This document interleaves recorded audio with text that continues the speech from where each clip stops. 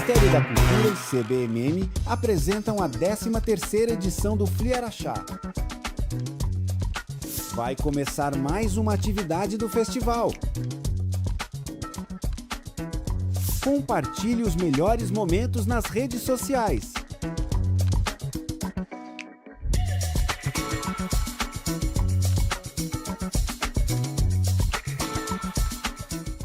Ministério da Cultura e CBMM apresentam a 13ª edição. O vídeo a seguir possui recursos de legenda e libras. Apresenta cenas dinâmicas que registram diversas manifestações culturais de todas as regiões do Brasil, ambientado tanto nas ruas, nos palcos, como em grandes eventos e produções ou ambientes intimistas. O vídeo é plural, com agentes culturais de todas as idades, etnias, roupas e figurinos coloridos próprios de cada expressão cultural.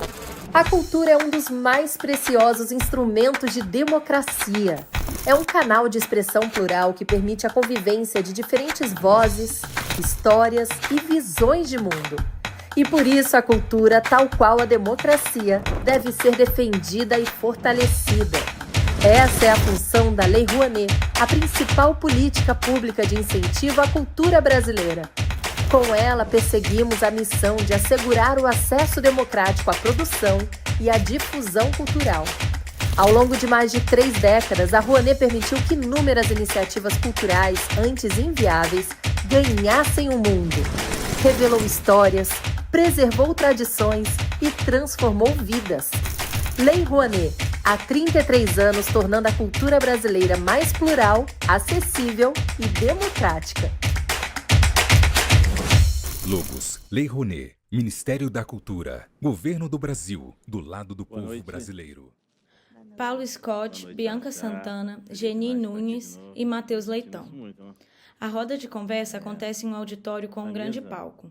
Ao fundo do palco, o cenário é composto por grandes banners em 3D, em tons de azul, amarelo, vermelho e rosa. Acima, lê-se 13º Fliaraxá.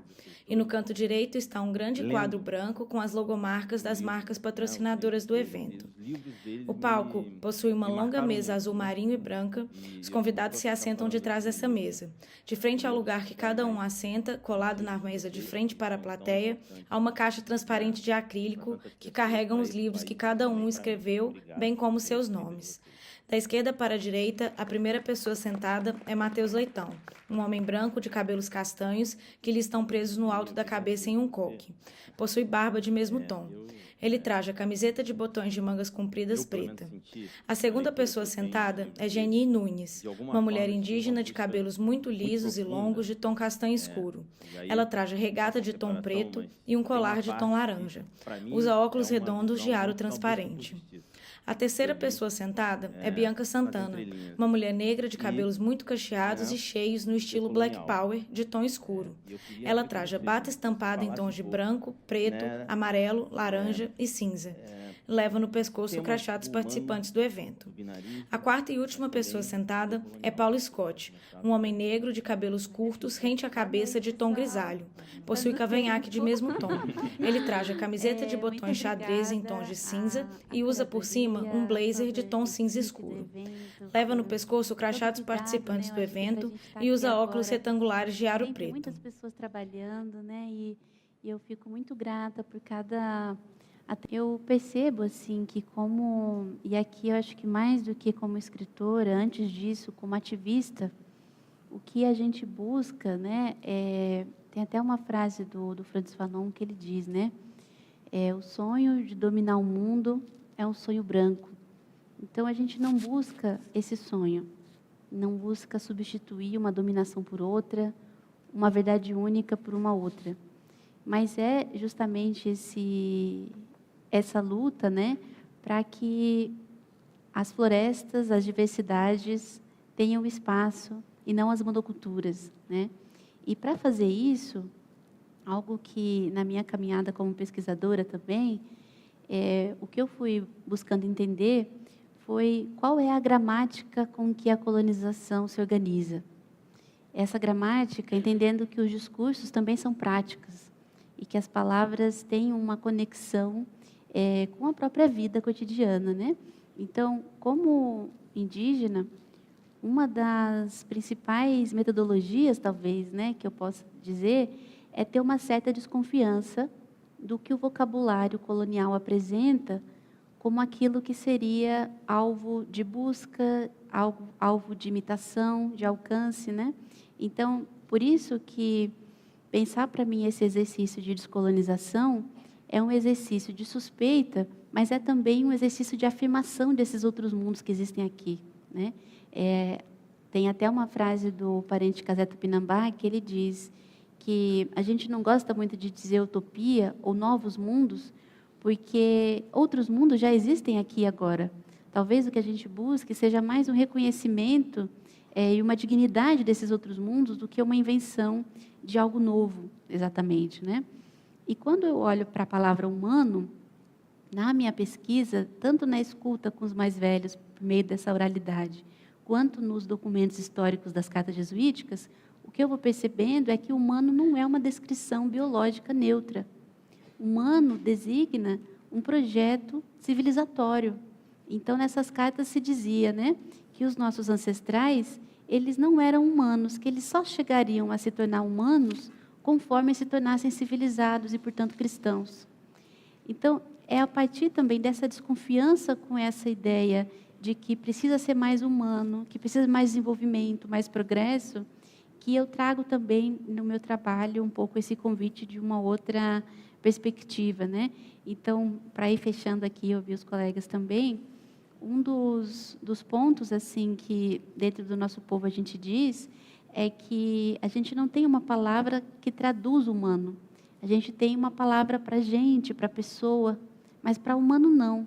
Porque se o humano é a oposição do animal, então nós não temos essa hierarquia entre o nosso povo, né? Então, se hoje a gente fala sobre a emergência climática, o que a gente traz é que nós, povos indígenas, temos esses modos de vida, não porque a gente nasce com um gene diferente das outras pessoas, mas porque as nossas cosmogonias não têm essa centralização no humano, né?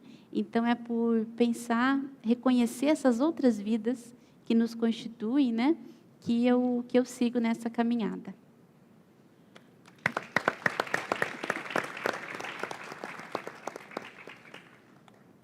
Bia, tem uma teoria que passa no Brasil que a pacificação virá com anistias e anistias e anistia, quando a pacificação, na minha opinião, pelo menos, eu gostaria que você comentasse um pouco disso, só vem com justiça, né? E eu queria, falando um pouco, passando por quando me descobri negra, mas também de Apolinária, porque Apolinária é um livro que eu vi nascer de uma forma muito privilegiada.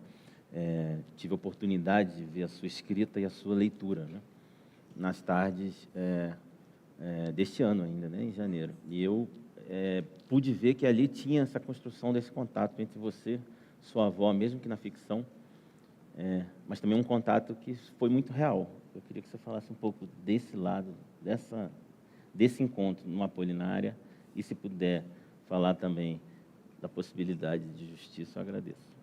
Obrigada pela sua pergunta. Boa noite. Boa noite.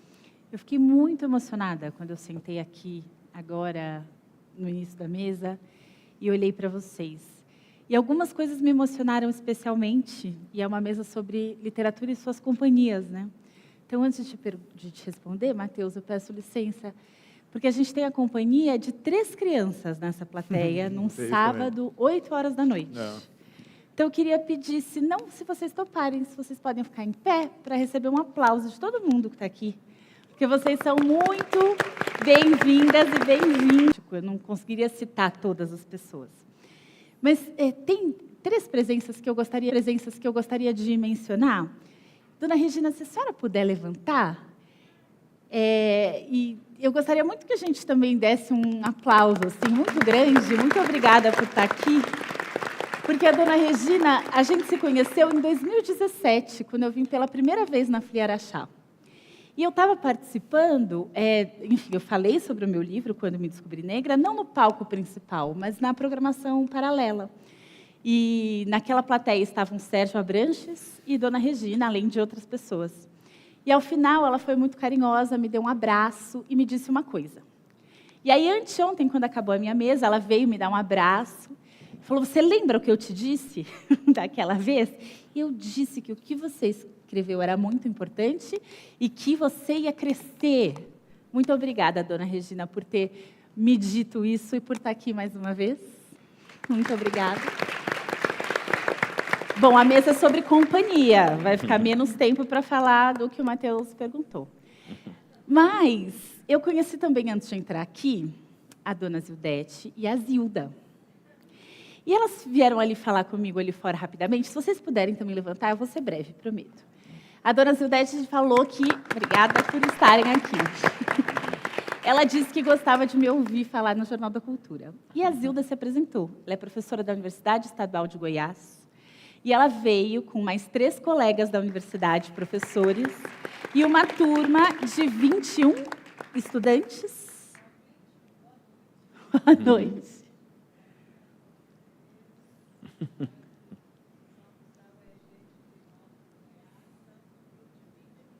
21 estudantes que vieram de ônibus, de Pirinópolis, Goiás. Quirinópolis, me perdoe, Goiás.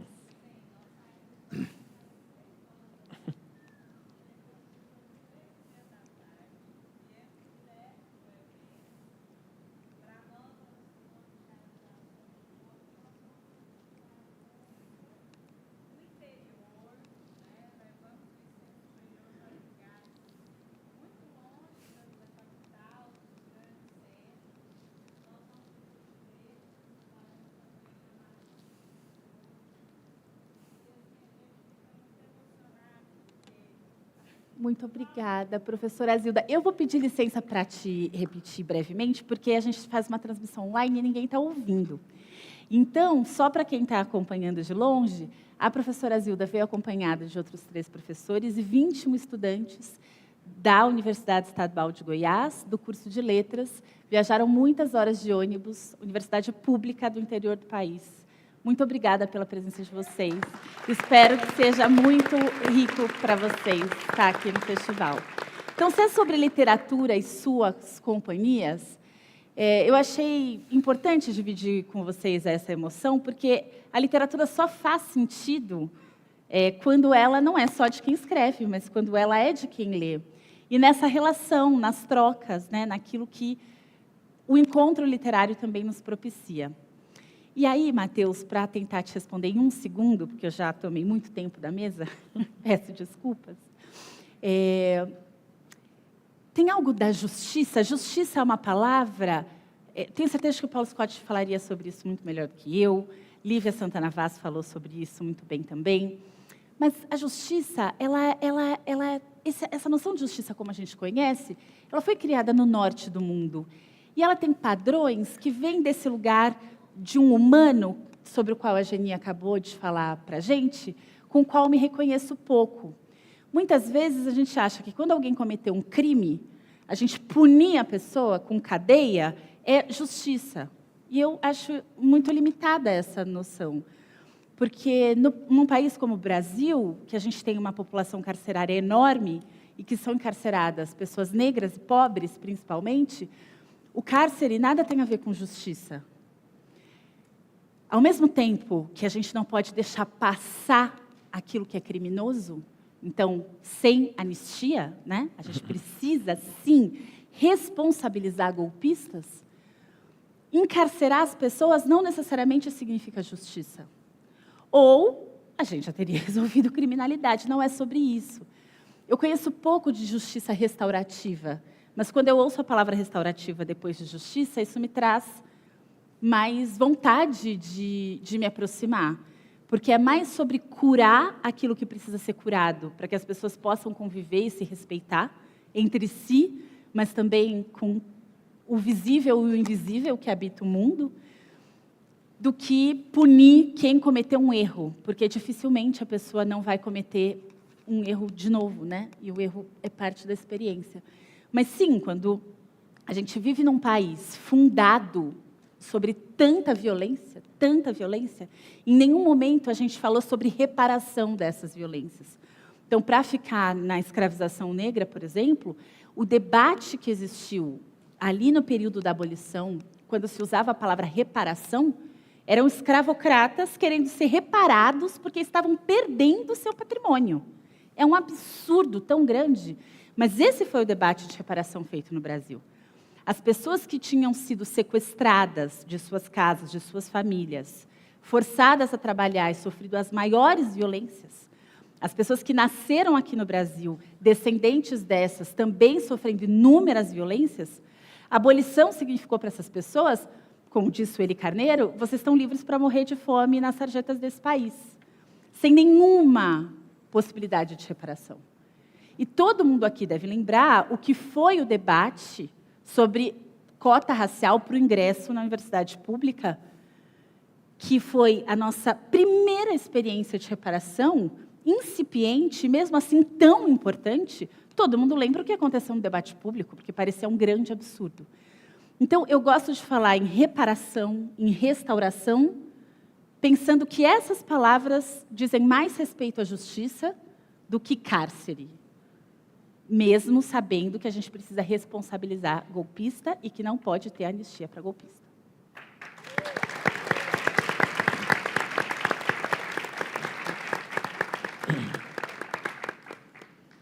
Paulo, eu,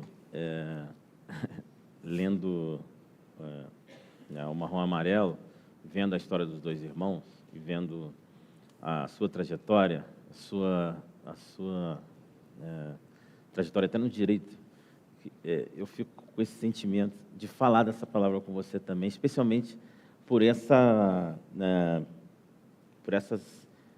injustiças brasileiras, injustiças sociais e essas relações raciais muito claras, inclusive cor de pele dos dois irmãos, né, no teu romance. Se você puder falar, eu te agradeço também. Obrigado, querido. Boa noite a todas e todos. Uma alegria estar aqui. Obrigado pelo convite. Estou aqui do lado de uma das curadoras, né? Então, Bianca, Jefferson, o Léo, o Sérgio está aqui na minha frente, queridíssimo Afonso Borges, irmão, se tornou muito importante na minha vida, sobretudo nesse ano. Eu quero agradecer às colegas que estão fazendo a tradução para Libras, né, e replicar aqui o que, de uma maneira muito correta e exata, a grande Eliane Marx comentou no início da sua fala, que é justamente agradecer às pessoas que estão dando as condições estruturais para tudo aqui acontecer, da equipe técnica, as pessoas que estão tratando da limpeza, a quem está passando água para nós no hotel, os motoristas. Isso eu sempre saio desses eventos muito amigo dos motoristas, né, porque a gente troca tantas coisas legais com eles. E te agradeço a mediação. Então, Matheus, alegria estar com vocês duas aqui, né? Eu fico muito feliz que Geni tocou na questão da humanidade. Tem um problema sério nessa palavra humanidade, tá? Como tem um problema sério com a palavra ética, porque essas duas palavras são ferramentas poderosíssimas nas mãos do invasor. E se nós queremos construir um projeto civilizatório, democrático brasileiro, essas palavras precisam ser substituídas, certo?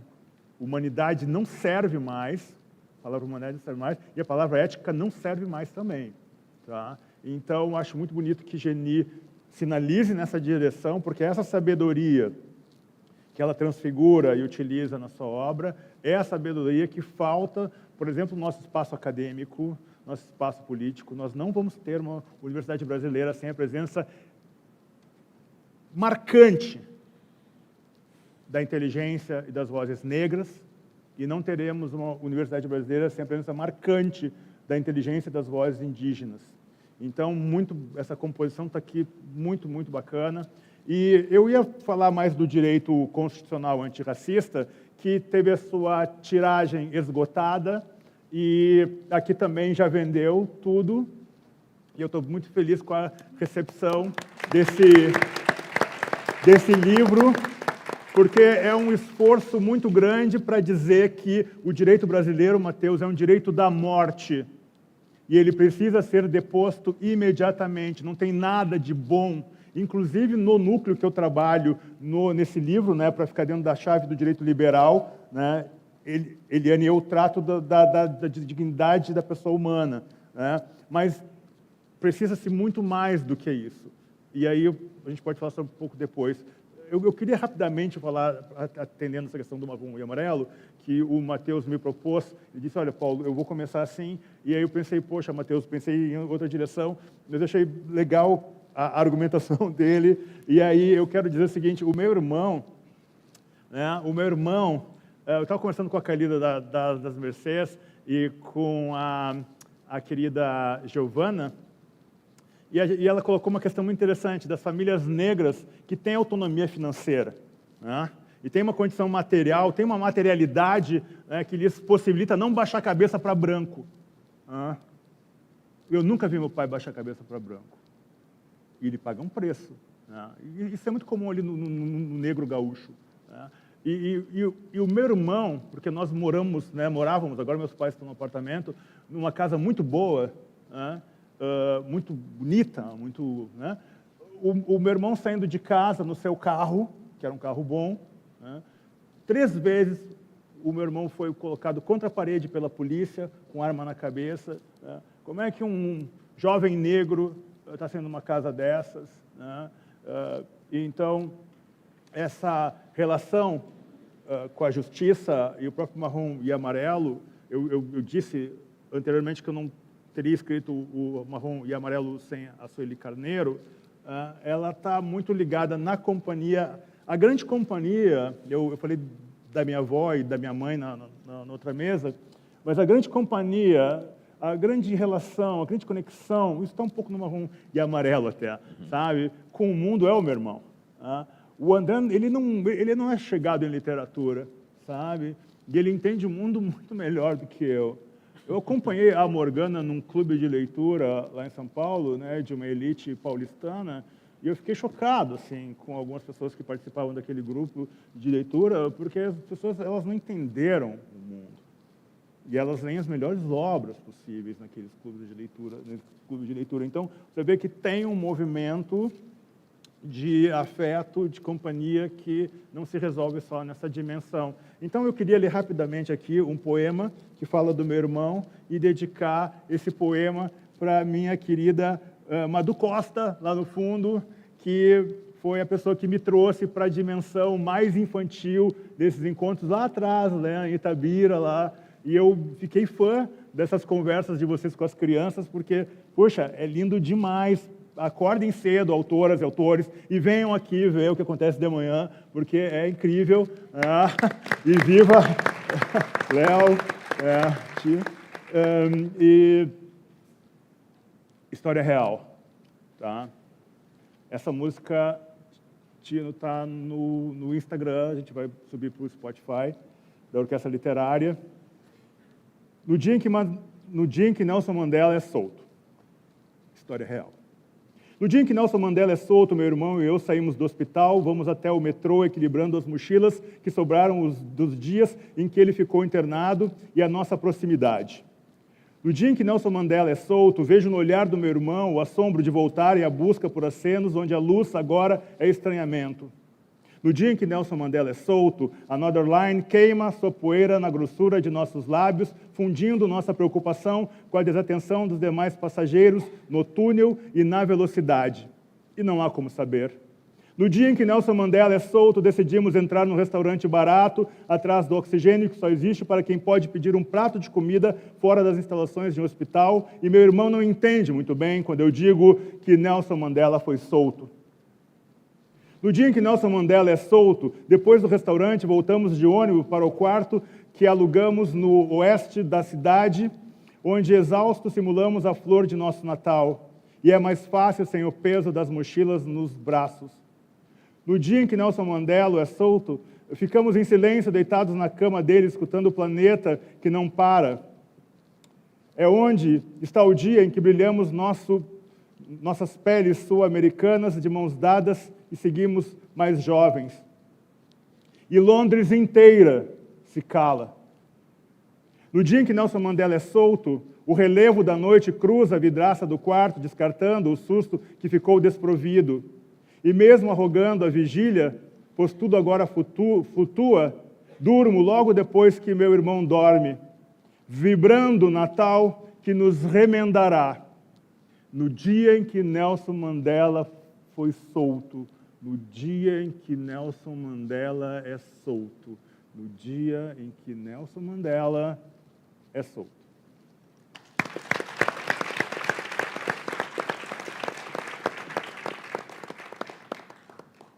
Eu quis começar com essa palavra porque eu sabia que ia gerar uma certa tensão, né? Especialmente que eu conversei com eles um pouco antes, né? E a justiça está escrito assim, que a qualidade do que está em conformidade com o que é direito, né?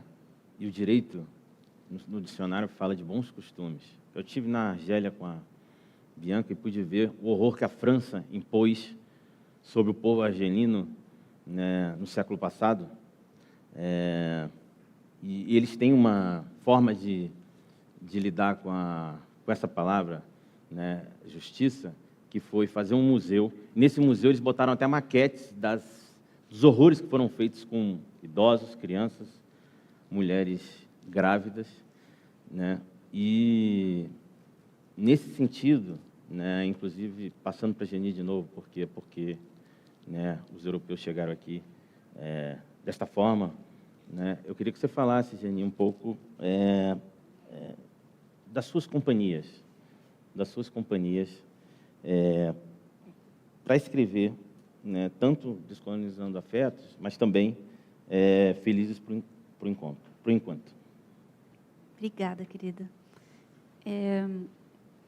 Eu penso que quando a gente carrega o nome de um povo, tem uma responsabilidade política e social, né, que nos perpassa. Então, a gente diz, né, que o nosso luto é compartilhado, é coletivo, mas as nossas alegrias também, né? Então, eu ter, por exemplo, né, a possibilidade de ter tido uma formação acadêmica de graduação, mestrado, doutorado, pós-doutorado, só foi possível mediante a luta do movimento indígena que me antecede e da qual eu faço parte agora, né? Então, tem uma série de companhias, assim. Mas pensando em uma outra dimensão mais cosmogônica, em Guarani a gente não tem pronome possessivo. Eu trago um pouco isso nos livros também. Então, na língua portuguesa é muito difícil se comunicar sem se valer, né, desses pronomes. E, para mim, isso tem também uma referência sobre um certo modo de vida, porque a gente vai dizer que aquilo que, né, eu estou com colar agora não é meu, né? Está em minha companhia.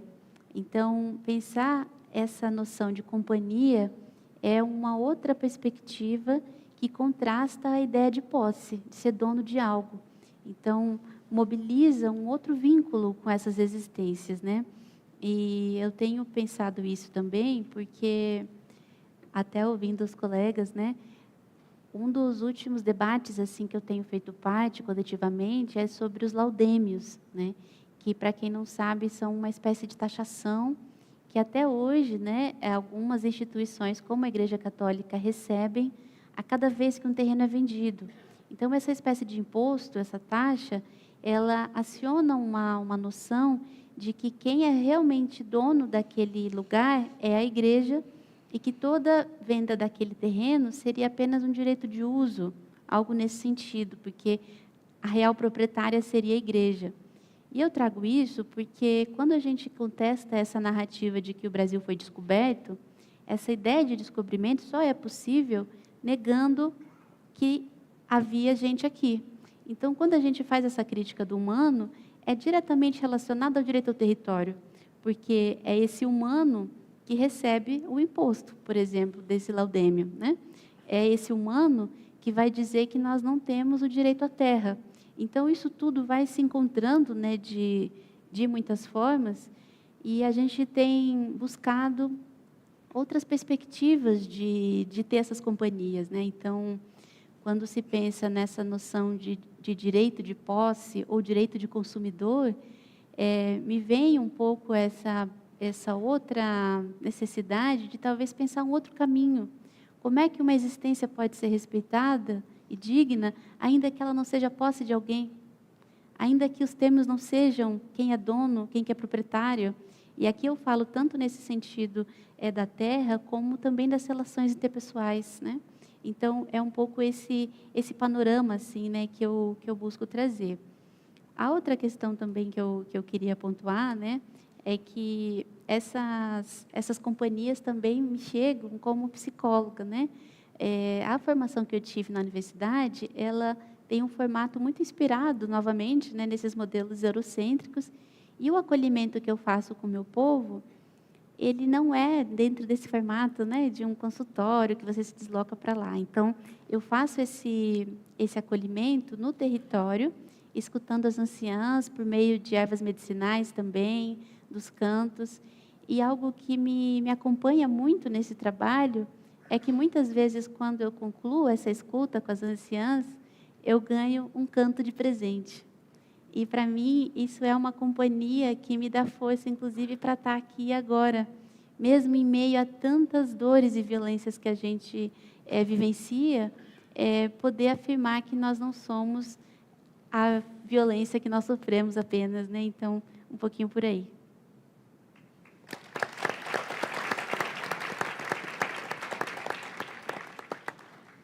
Bia, indo para as companhias, queria que você falasse também das companhias que te acompanharam na escrita de Apolinária. Não eu, mas aquelas figuras, né, que eu sei que te acompanham, sua espiritualidade, que é muito forte, né, e a sua leitura, que é muito intensa, o seu trabalho como jornalista, que é tão profundo, né, e o seu amor pela vida, que a gente sabe que tem sido bonito de ver. Obrigada. Vamos lá. Vou tentar ser mais rápida dessa vez, mas a companhia do Matheus foi muito importante para a escrita final de Apolinária. Já disse isso em outra ocasião, né? Para as mulheres negras, em especial, escrever é algo difícil de caber na vida. Eu sei que é para todas as pessoas, mas se a gente pensar que as mulheres negras estão na base da pirâmide social do Brasil, que a gente tem a menor renda, que a gente tem arrimo de família, né? A gente tem inúmeros marcadores que tornam a escrita algo bem complexo de realizar. E é muito incrível a gente estar num festival com tantas autoras negras, né? Que, sim, apesar dessas condições, a gente está produzindo literatura. E eu sempre finalizei livros em situações de, assim, muito perrengue, sempre muito difícil. E eu precisava finalizar Apolinária em 2025, e eu já passei 2024 tensa, porque eu tinha um livro para entregar esse ano. E o Matheus foi me vendo muito preocupado, ele falou, não, então vamos tirar férias e vamos para um lugar, sei lá, vamos para uma praia em que você possa só escrever. Eu, oi?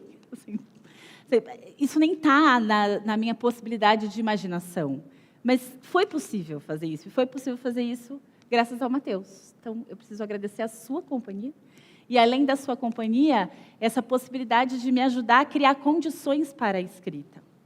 Mas eu levei 10 anos na escrita desse livro, né? Eu precisei desse 1 mês para finalizar o livro, achar que ele estava pronto. E, ao longo desse caminho, tinha, obviamente, a companhia da minha avó, muito mais nas lembranças daquilo que ela me contava, do que de outra forma.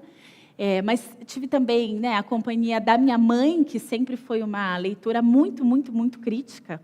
E eu escrevo não ficção. Apolinária é minha primeira ficção. E tudo que minha mãe lê da minha não ficção, ela fala, ai, filha, não é bem assim, não é bem desse jeito. Ela sempre corrige. E aí a gente tem um trabalho de eu dizer para ela que, olha, é o seu ponto de vista, o meu ponto de vista. A gente tem se acertado nos últimos anos com isso. Mas aí, quando eu mandei o manuscrito de Apolinária para minha mãe, eu falei, putz, imagina, é uma ficção sobre a mãe dela, que tem uma voz, que é a da mãe dela, uma voz que é a minha, tem uma personagem inspirada nela. Eu estava preparada para levar muita bronca, né? Quando minha mãe me liga, ela fala, olha, filho, eu terminei de ler. Eu não acredito que a avó te contou tudo isso. Nem eu sabia dessas coisas. Eu, mãe, ela não me contou. Eu inventei. E minha mãe falou, não inventou, não. Imagina, com certeza foi assim que aconteceu. Então, de repente, a minha voz da ficção, ela tem mais verdade do que a minha voz da não ficção. Isso, para uma jornalista, é uma coisa grave, né? Mas a companhia da Bianca jornalista foi muito importante para esse livro também. Tem ali no meio do texto, uma pequena reportagem que eu fiquei assim pensando se ela entraria ou não. Mas quando eu tinha 20 e pouquinhos anos de idade, eu fui para essa região do Rio São Francisco, onde minha avó nasceu, e muitas das histórias sobre a minha família, que eu não conhecia, eu ouvi de pessoas que eu entrevistei nesse lugar. Então, eu tive a companhia do jornalismo para também trazer um pouco de reportagem na minha ficção.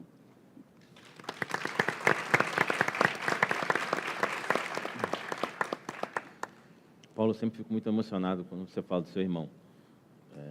Eu acho que você...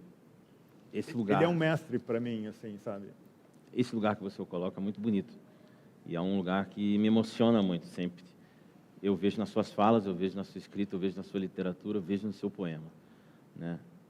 Mas agora, falando do livro que está esgotado, eu estou muito feliz que ele esteja e espero que a nova edição chegue rápido. Né, cometeu a generosidade de comprá-lo, né? Sim. Lá em Paracatu. Sim. Agradeço. Quais foram suas companhias, ou qual a sua companhia mais importante no direito constitucional antirracista? Sueli Carneiro, tá?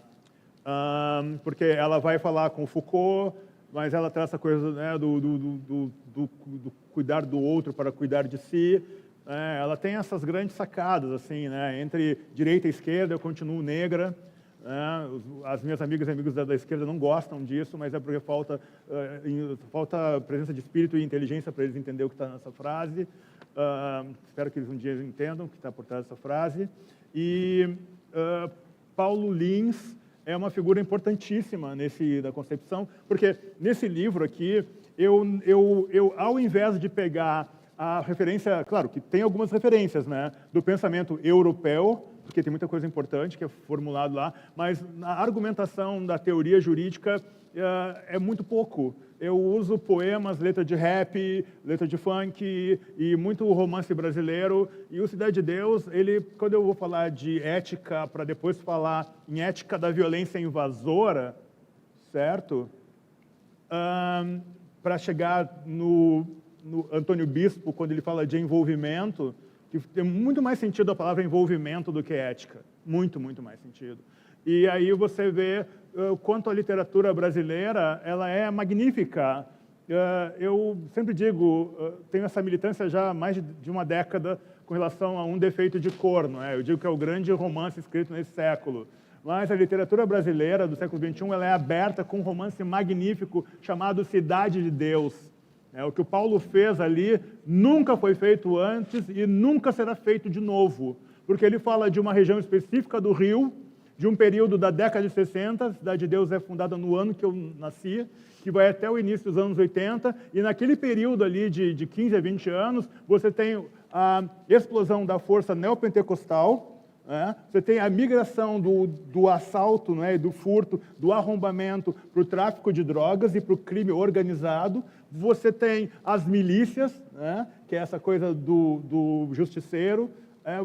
Você tem no Chile o neoliberalismo sendo fomentado. Você vê a gentrificação carioca que vai servir de modelo para todo o país. Você tem um monte de coisa acontecendo naquela região. Então, quando o Paulo fala de ética aqui, né, de envolvimento aqui, eu poderia ficar semanas falando sobre esse parágrafo. Semanas. Então, eu vou me reduzir a leitura aqui, tá? Porque, antes de ser escritor, eu sou um leitor, então eu acho legal, né? Sim. Que é um pouco da dinâmica da orquestra literária, né? Eu fico lendo os textos enquanto os meninos tocam. Posso me levantar? Porque eu tenho uma coisa com um diafragma, né? Eu vou falar de novo da gagueira aqui, que eu já falei e várias pessoas já falaram. Paulo Scott se levanta para ler o livro. Ele permanece de pé atrás de seu lugar na mesa. Após terminar, ele se assenta novamente. No canto inferior direito do vídeo em questão estão do início ao fim os intérpretes de Libras. Estes intercalam ao longo do vídeo entre diferentes homens e mulheres que trajam blusa preta. Eles traduzem simultaneamente tudo o que está sendo falado. De tempos em tempos, a plateia é filmada e está cheia. De enchentes, biroscas, feiras de quarta-feiras e as de domingos, vermes velhos em barrigas infantis, revólveres, orixás enroscados em pescoços, frango de despacho, samba de enredo e sincopado, jogo do bicho, fome, traição, mortes, Jesus Cristo em cordões arrebentados, forró quente para ser dançado, lamparina de azeite para iluminar o santo, fogareiro, pobreza para querer enriquecer, olhos para nunca ver, Nunca dizer, nunca olhos e peitos para encarar a vida, despertar a morte, rejuvenescer a raiva, ensanguentar destinos, fazer a guerra e para ser tatuado. Foram atiradeiras, revista Sétimo Céu, panos de chão ultrapassados, ventres abertos, dentes cariados, catacumbas incrustadas nos cérebros, cemitérios clandestinos, peixeiros, padeiros, missa de sétimo dia, pau para matar a cobra e ser mostrado, a percepção do fato antes do ato.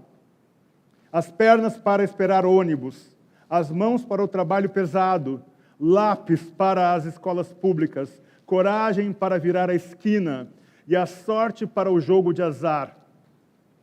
Levaram também as pipas, lombo para a polícia bater, moedas para jogar porrinha e força para tentar viver.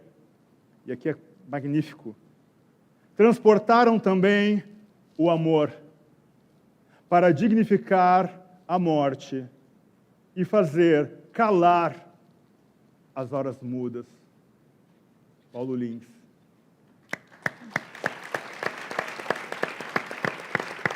Se isso não é um tratado de ética, eu não sei o que é um tratado de ética. Viva Paulo Lins.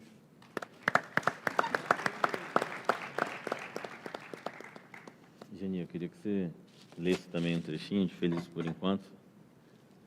E depois, Bia. Eu aproveito para agradecer mais uma vez pelo espaço, pela oportunidade. Eu vou ler um poema que chama Minhas paixões não são de Cristo. Minhas paixões não são de Cristo. Não as quero nem pintadas de ouro, muito menos pintadas de ouro. Minhas paixões são pintadas em grafismos. Dizem que querem nos perdoar e eu pergunto, de quê? Dizem que querem nos salvar e eu repito, não estamos perdidos. Quando as águas do rio me banham de graça, não me consideram suja de pecado algum. Nelas também se banham as cobras e as capivaras. O rio não tem uma predestinação humana. As chuvas não são exclusivas. Banham também as folhas, os bichos, a terra. Minhas paixões não são de Cristo. Não sou amada e nem amo pelo sacrifício, pela culpa e pelo medo. Eu não quero ir para o céu nem para o inferno. Minha paixão é pela terra, que eu também sou.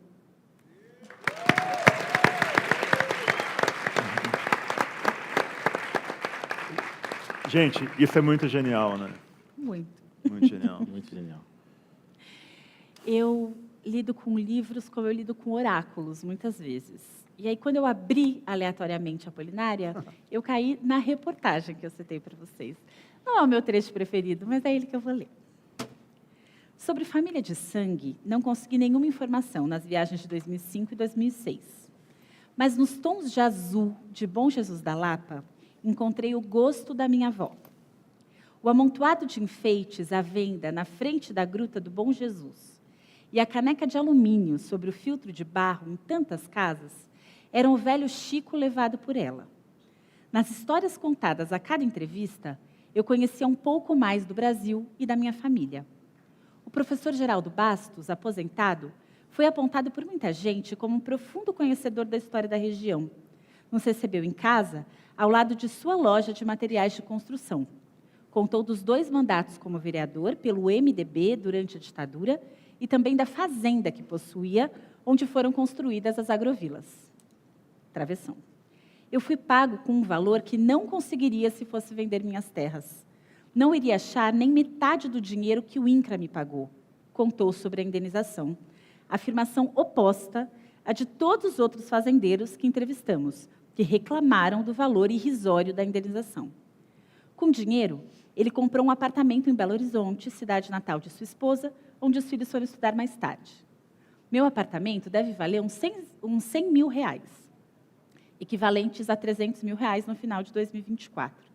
E o dinheiro era suficiente para comprar 6 imóveis iguais a ele.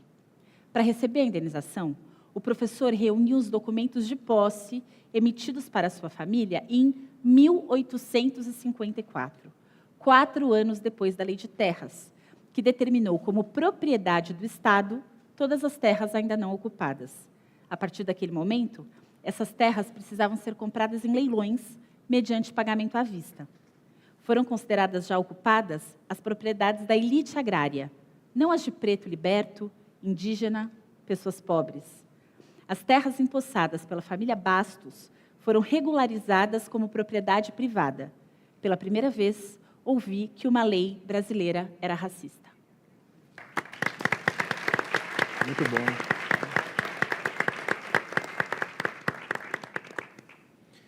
Gente, passou tão rápido. Eu tinha tantas perguntas para eles.